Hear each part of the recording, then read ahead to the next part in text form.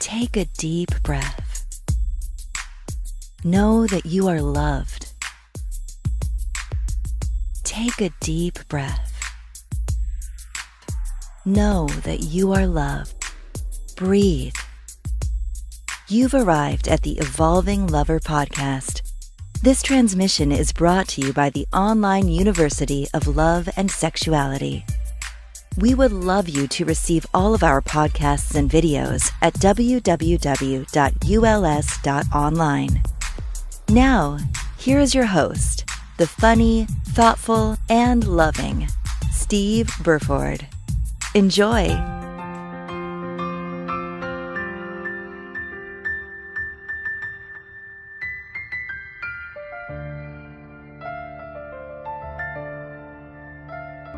I'm here today with Kute Blackson of KuteBlackson.com. Kute is a master transformation expert, and he's got a great YouTube following, and he does events all over the world. And when I heard about him and looked at his work, I had to get him on today. And hello to you, Kute. How are you doing? Good, man. Good. It's nice to be with you today. Great. If you'd just like to give us a bit of a brief story of what has made you into the transformation expert that you are. Sure. Yeah, I was born in a nutshell, I was born in Ghana, West Africa. My father's from Ghana. My mother's Japanese. I grew up in London. I've been living in LA for 16, 17, 18 years maybe. And my first memories as a young boy was literally seeing miracles. I remember around age 5, age 6, seeing a crippled woman crawling on the floor, on the ground in Ghana, West Africa. And I was lost in the crowd, and she picked up the sand. A man walked on, wiped it on her face, and stood up. So I also saw the same man put his hands on people. I remember seeing the same man who was my father, actually. He would put his hands on people, a woman in a wheelchair, and say, stand up, and people with crushes and cancer and all sorts of ailments. And so I grew up with a sense of possibility and seeing miracles. So that was the realm of what was normal for me. Age 8, I started speaking in my father's churches. He had about 300 churches in West Africa, one in London. And when I was 14, I was ordained as a minister, kind of given the mandate to take over his whole spiritual organization. And, when I was 17, I left everything behind. I felt a calling in a different direction. But from a very young age, I always felt a calling to serve humanity. I felt a calling to make a difference in people's lives. I wanted to be of service, to inspire people. I felt this calling deep in my heart, and started to ask myself a lot of questions. Even though I was 6, 7 years old, I would kind of start meditating and start reading books around age 8, and really started to ask questions of who am I and why are we here, and what's the purpose of life, what's the nature of life, what's the nature of happiness, and why are some people happy, why are some people not. And I went on a quest and became really obsessed with trying to figure it all out and understand myself and people and life. And when I was 18, I came to America and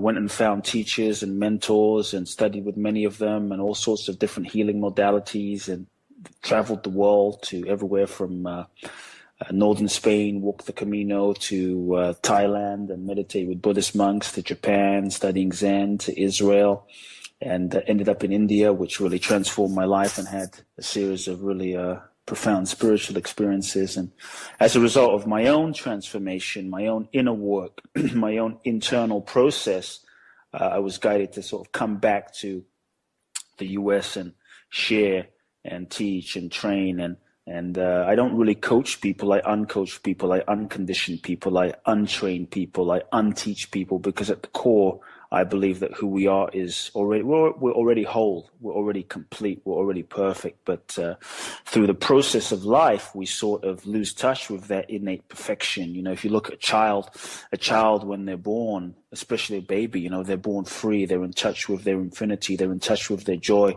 they're in touch with their aliveness. If you look into a child's eyes, you see a spark of the infinite, a spark of the divine just shining out of this child's eyes. I think that's why when we look at a child, we're reminded of our own magnificence. We're reminded of our own innocence, of who we truly are. That's why I think when we hold a child, even if you're a criminal, or someone who's hard-hearted, we tend to melt, but as a child goes through life and deals with parents and life and society and culture and media and, school, and before you know it, a baby we learn how to disconnect, to shut down, to not feel hurt. Maybe our parents aren't around or giving us what we need, or they're alcoholics, or they're arguing, or there's a whole bunch of abuse going on. We learn to shut down, not feel, disconnect from the hurt, the pain, so we don't have to deal with that. But we also go into life and start developing a mechanism, a survival tactic, a persona, a way of being in the world, in terms of, who do I need to be in order to get love, validation, approval?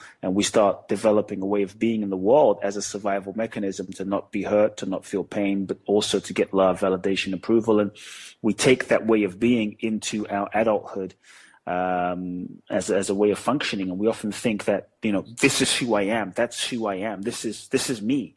And we end up living in I call a sort of prison of the persona, prison of the personality, not really fully authentically in touch with who we are. So my work really is about helping people break free of the limitations, break free of one's programming, of one's stories, of one's conditioning, much of which we don't even know that we're stuck inside of. We don't even know we're living in. And based on that programming and conditioning, we end up creating lives that aren't necessarily fulfilling, that aren't necessarily authentic expressions of who we truly are, only to create a life that's based on who we thought we were, and to realize, wow, I'm not really fulfilled. The life I've created is not something I've actually created. And I think we have free will, but to the degree we're conditioned by the programming of our past and not even aware of it, we don't actually have free will. Our past is actually creating has created our current reality. So my mission is to help people break free. My mission is to help people reconnect with who they truly are and live that freely, powerfully, boldly, authentically in the world, and create a life that's an expression of their authentic self, their authentic truth. So that's a little bit of a nutshell. And, I work with everyone from billionaires, celebrities, athletes, many of which you may have heard of, to mothers, to students, to insurance agents, a whole wide range of people, and do seminars and events all around the world. So that's my mission, ultimately, is to spread love on the planet and remind people who they've always been all along. Sounds like a beautiful mission, and thank you for sharing that story with everyone. I wonder, where do you see much of where the state of consciousness is in terms of when we're attracting a new partner, because all of this conditioning, all of this stuff that we have around us that blocks us from being our true, authentic selves, as you just mentioned, completely hampers us when it comes to attracting the right partner and the right relationship. So where do you start with someone who might have everything in their life, but they don't have that relationship that they want?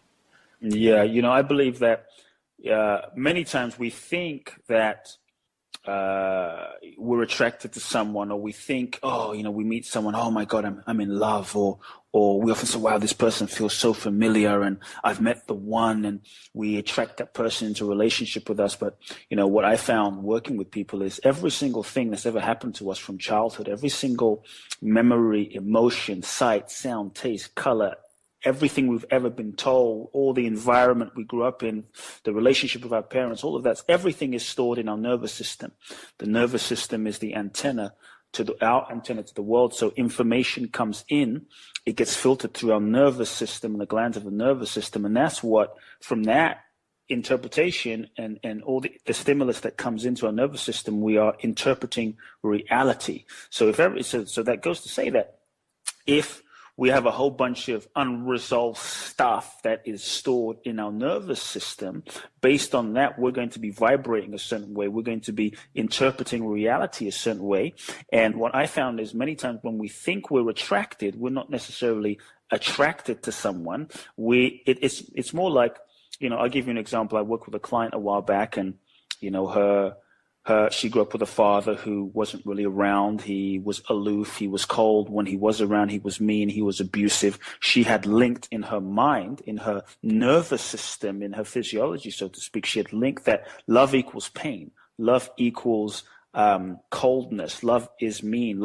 Ultimate love is painful. So that was the link in her mind, in her unconscious association. So she went into a relationship. That was her wiring, and she somehow would be attracted to and gravitate towards men that were pain, that caused her pain, that were either very standoffish, cold, unavailable, and when they were present were somewhat sort of mentally, emotionally abusive. And even though she knew intellectually it wasn't right, on a physiological level in her nervous system, she resonated with that because it just felt so familiar. It reminded her on a resonance level to her father, and that's what she was attracted to, because love equals pain. So that was the familiarity, and I found we often are attracted to and unconsciously create a similar type of dynamic to our caretakers, because there's an unconscious impulse to heal, an unconscious impulse to complete what was unresolved. So I believe that until we heal and resolve the wounds, whatever was incomplete from our childhood, we often recreate those experiences. It manifested in the form of the partners that we attract into our lives in a physical expression, in the form of a man, in the form of a woman. We often recreate that as a way, as an opportunity, and as a way to resolve what was unresolved, to heal what was unhealed, to release whatever we've suppressed. So on one level, what needs to happen is we need to become aware of our programming and conditioning. We need to be willing to be honest, to take responsibility, to also release and clear the mental, the emotional, whatever we've suppressed from our childhood, so that we can really re-resonate differently. I believe that as we heal, as we clear ourselves, mind, body, spirit, that we'll often resonate differently. We'll attract someone that's different, but also you'll tend to be attracted to someone that's different. I hear people often say, this is my type of guy. This is my type. And, many times it's just that's what we're used to associating love with, not necessarily that's my type, but that's what we've been wired and conditioned to feel love is. So I think the more healthy, the more free we become within ourselves, the more we clear ourselves, we'll often find ourselves attracted to a different kind of person as we evolve, as we change. And, I often say that, there's so much emphasis in attracting the perfect partner. You have to, be this way and, wear these clothes and make your hair this way and talk this way, and strategies and techniques. And I say, throw all the strategies out, throw the techniques out. That's, most of that stuff is operating on a very superficial level, that's really on the surface. And if you come from the surface trying to attract a partner, you'll just attract something that's really based on the surface, on the physical alone. And attraction that's based on the physical alone, I believe, only goes so far, is only so fulfilling. It's like eating fast food. It's not real nutrition. So to me, I ask everyone listening to consider that ultimately you can never not attract your perfect partner. I'll rephrase that in a different way. I'll say it like, you always attract your perfect partner every single time. Now you might think, well, how is that possible? The person I'm with is not perfect. I believe that the person you're with, for however long you're with them, is the perfect partner, that every single partner you attract is the perfect partner for you in that moment in time.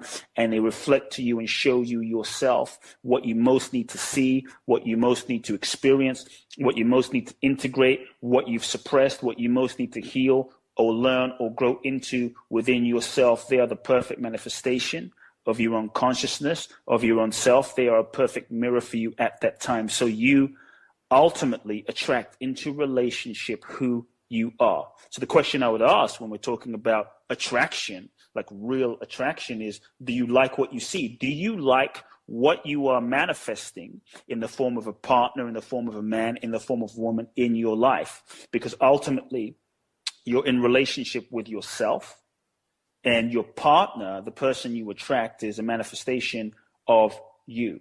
So another way I'd say it is, there's no relationship out there. There's really a relationship with you that's manifested in the form of the partner that shows up. So I would say, take a moment and use the people, the partners that are showing up that you're attracting into your life as a mirror, as a conscious feedback mechanism to go, okay, wow, look at what I'm attracting. What's this showing me about myself? And if you don't like what you're attracting, turn the focus inwards. And since you can't really control what's out there, but you can control what's inside, is to look at what you need to shift inside, look at what the mirror is, and deal with what's inside instead of looking outside. And I think this takes a real sense of radical responsibility, a real sense of maturity.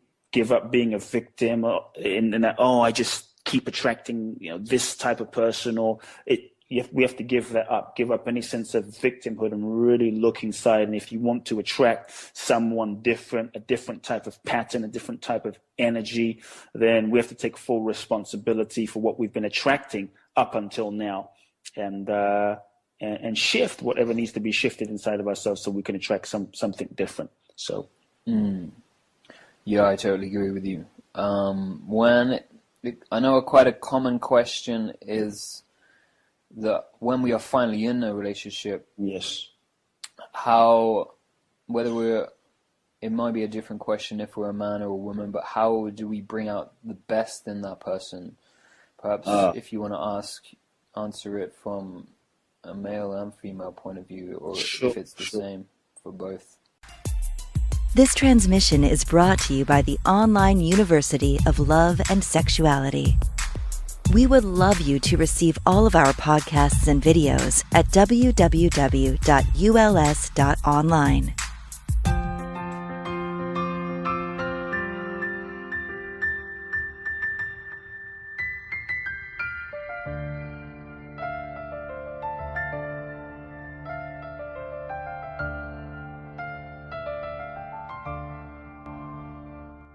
Sure. I think, I just want to first, to really do justice to that question, because I think it's an important question, and I could answer it different ways, but I want to just take a step back and look at it more from a soul perspective first.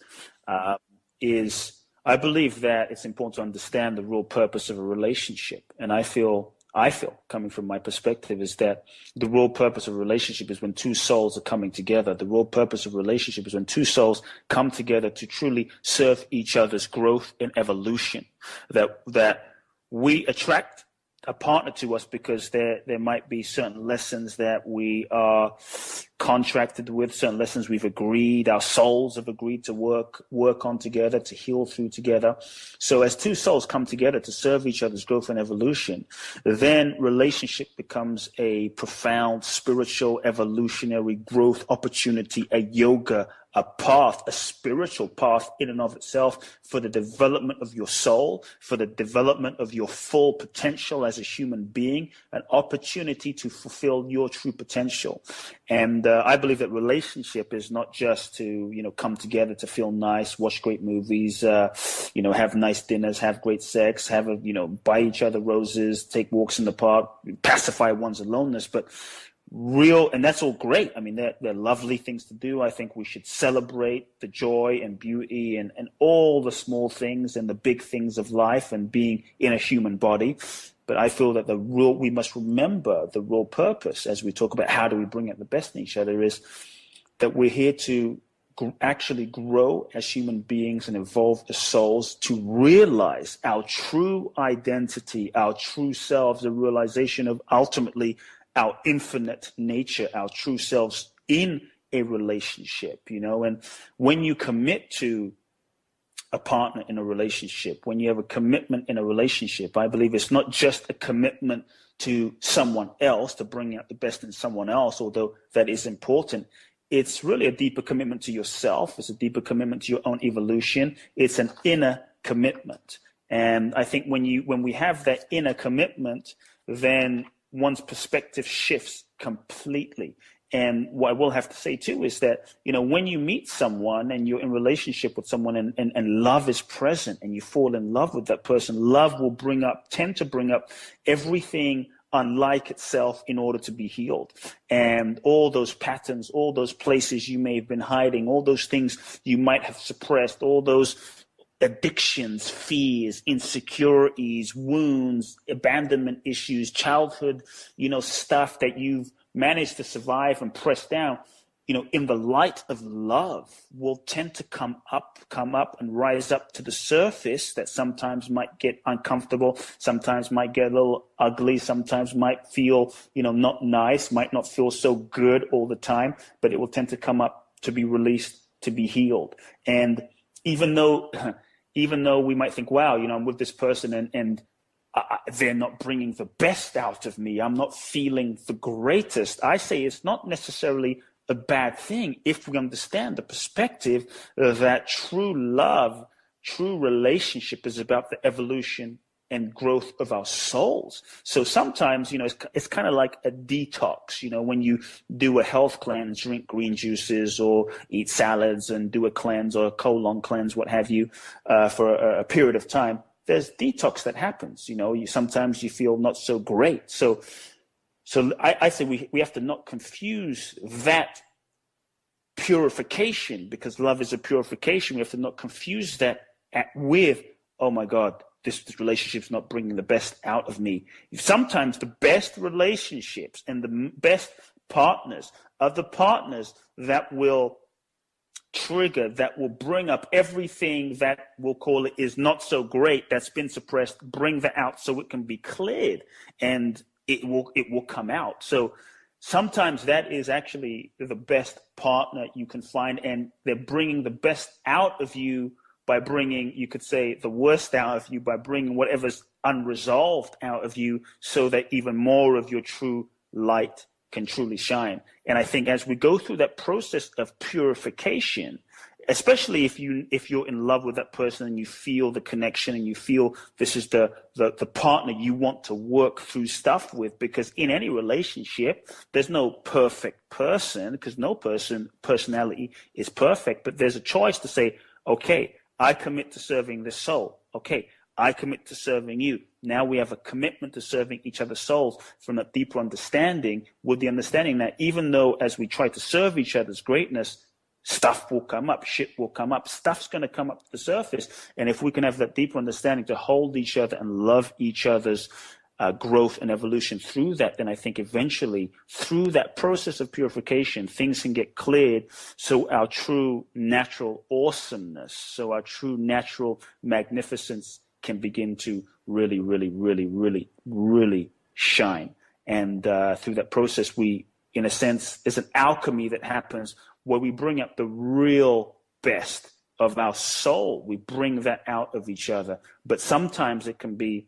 an intense process. Sometimes it can be a rocky process. Sometimes it can be an uncomfortable process. But love, as I say, is purification. And what I'll say, just to drop down to answer your question from another angle, is I think once we really work through that process of purification in relationship, then I think there are certain things we can really feel to serve each other. And I think coming from a perspective of how can I truly serve my partner and feeling into my partner, how can I truly serve my partner and feeling into their hearts and what they most need based on the best we can do.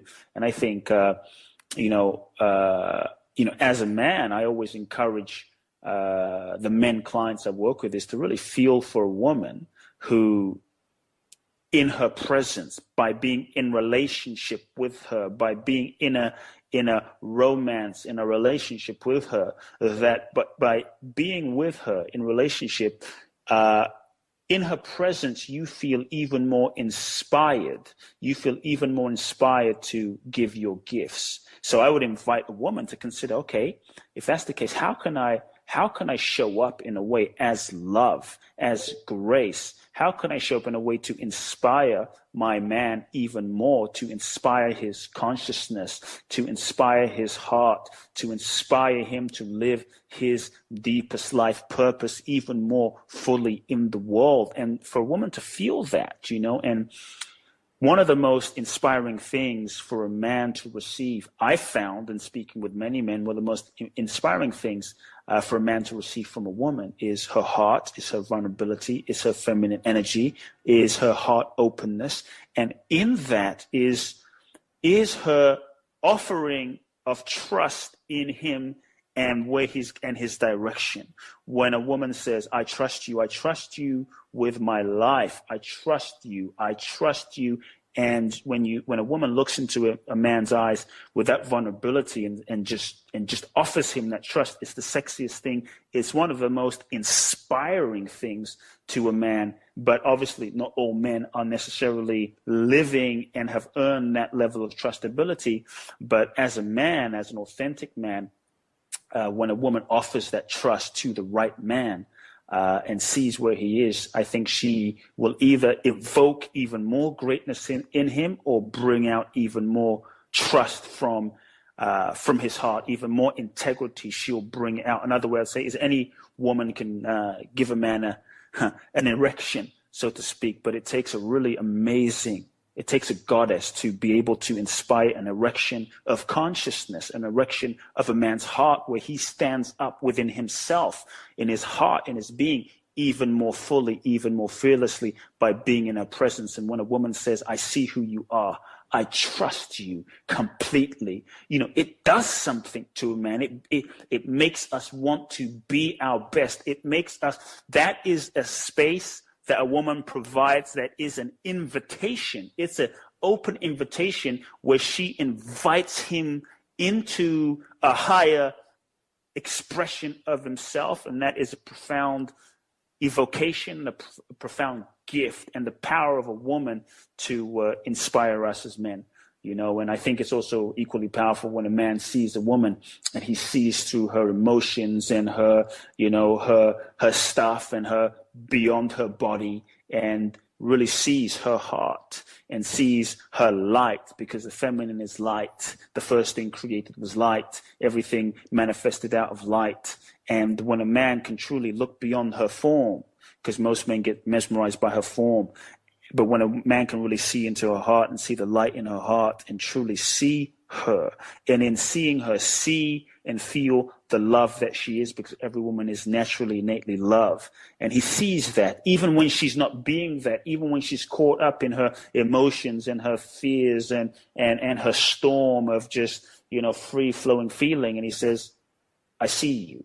And he provides a space, an unwavering space where he doesn't run away, because many men often, when a woman gets emotional or she starts, getting upset or expressing her feelings, because feminine is a free flowing motion of feeling and sensitivity and emotion, many men just want to run away. I can't deal with that. But when a man is able to stand present and really stand present and hold a container and hold a integral space, then it allows, I think, the feminine to be able to relax. And in that relaxation, because she knows he's not afraid of her emotions, he's not judging her feelings, he's not like a little boy going to just run away, but he's going to stay present and let her know, I'm not going anywhere.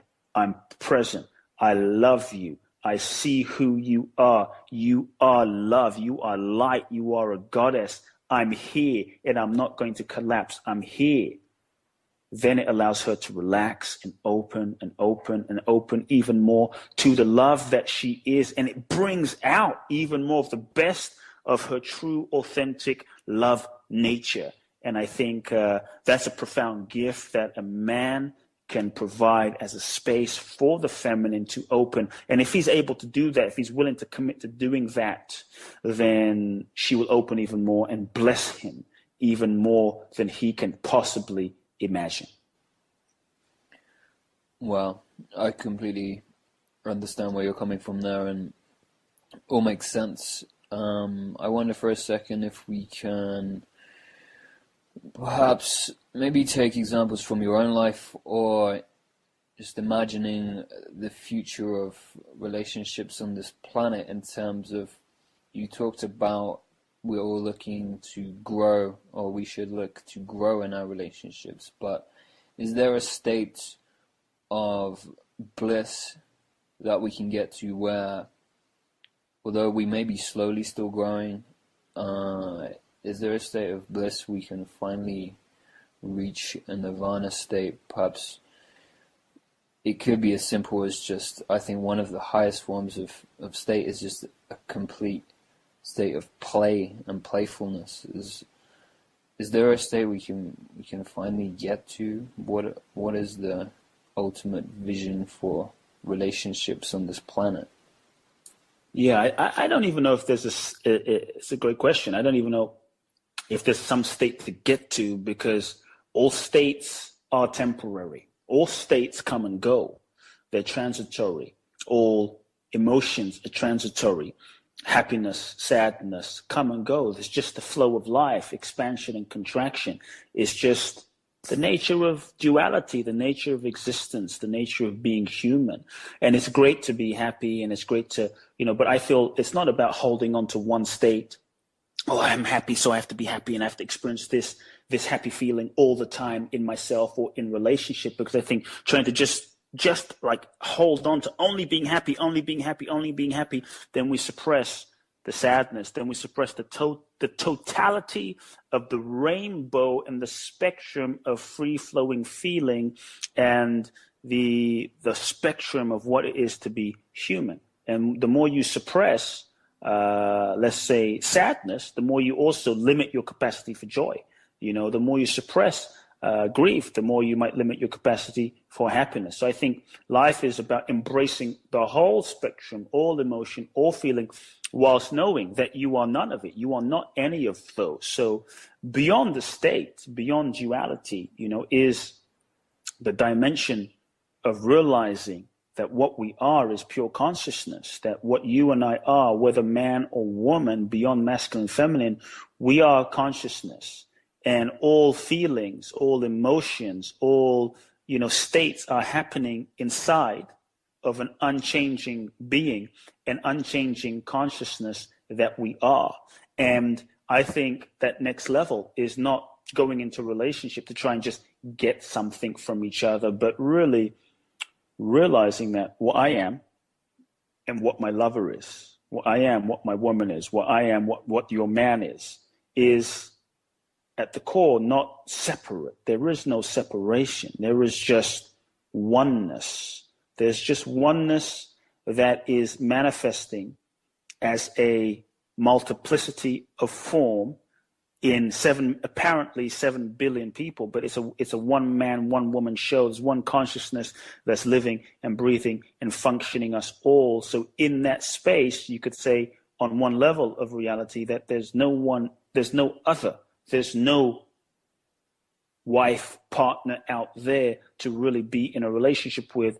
There's no separation. So I think that provides the opportunity to be in a relationship with someone from a place of oneness, from a place of, wow, realizing that me and my lover are one. We're one. We're being breathed by the same thing. And to really have the orientation of one's relationship and your lover becoming let's say, a portal to the infinite, a portal. I mean, these are just labels. I hate putting labels, but a portal to the divine, a portal to the one life, the one force itself through your partner. And I think that deeper realization then becomes where, as partners, you no longer just try and have your partner fixate on you. The more you are stuck in sort of an egoic position, I'm me, you're you, this is my identity, this is my identity, these are my needs, need your attention, need your validation, need your approval. The more we tend to want to keep our partner fixated on ourselves, but the more we realize our free, infinite nature, that we are pure consciousness, we are inherently, we are love already. And that's why I say stop seeking for love, stop trying to find love, you are love. We've just forgotten. We get to peel those layers away, but we are love. And the more you realize that, wow, I am love, we are one. At that level, there is no separation. Then part of the next evolution, you could say, of relationship becomes more about, okay, as we feel into each other, my job in relationship as a partner becomes to to be a vessel to point you in the direction, to point one's partner in the direction of the divine, not to just keep one's partner fixated on me and the form and this body, but to be a clear, open channel to take one's partner to what's real, what's infinite, what the great one is, that we all are that infinite dimension of our being. Then I think our relationships can be held in a greater context versus than just two people. A relationship becomes something way bigger than just two people getting on, getting together, getting laid, getting certain needs met, and that's it. It becomes about an infinite possibility. Could you imagine what a world would look like if there was 3 billion relationships just like the one you mentioned?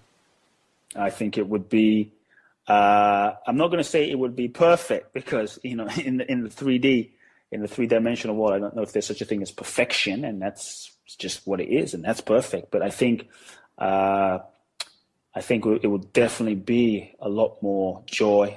I think through that, there would be a lot more joy, a lot more happiness, a lot more blissfulness would be a byproduct, because we would know. I think there would be less of a trying to get one's partner out there to fulfill what I don't have in here, and a deeper, because we'd be realizing, wow, I am that already, and I think we would realize that one's partner out there can never really fulfill what only God can, what only the infinite can, and that's what we're really all seeking, is that connection to source. And I think we can go, the more we connect to that within ourselves, then we go into relationship from a place of fulfillment. Then we go into relationship not seeking, but from a place of being fulfilled by that source.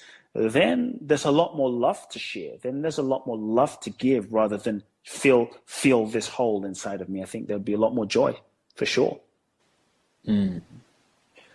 Well, I can see in your work you're pushing for such a world, and I think there are many people, including myself, who are trying to assist in the re-education and the re-stripping down of what cultural conditioning has done to us, and yes, it's time for change. So yes, it's happening, for sure. This transmission is brought to you by the Online University of Love and Sexuality. We would love you to receive all of our podcasts and videos at www.uls.online.